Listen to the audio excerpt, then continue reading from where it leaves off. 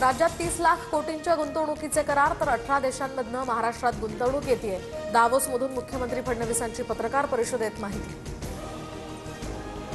रत्नागिरीमध्ये भाजपचे उपनगराध्यक्ष समीर तिवरेकर यांना धमकी दिल्याचा नगर परिषदेच्या इंजिनियरवर आरोप, तर नगर परिषदेत प्रशासकीय काळात 4 कोटींचा घोटाळा झाल्याचा तिवरेकरांचा दावा।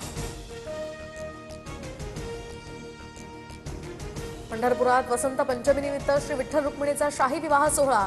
25 प्रकारच्या 5 टन रंगीबेरंगी फुलांचा वापर करून विठ्ठल मंदिराला सजावट।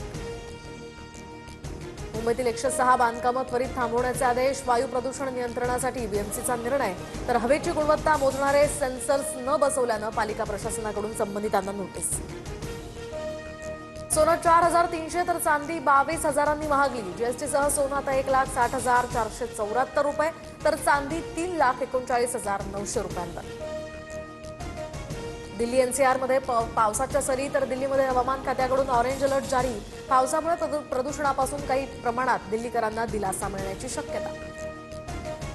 भारतात क्रिकेट खेळण्यावर या ठिकाणी बंदी भारतात न खेळण्यावर बांगलादेश मात्र ठाम, तर स्कॉटलंडला आता संधी दिली जाणार असल्याची आयसीसी कडून या ठिकाणी माहिती।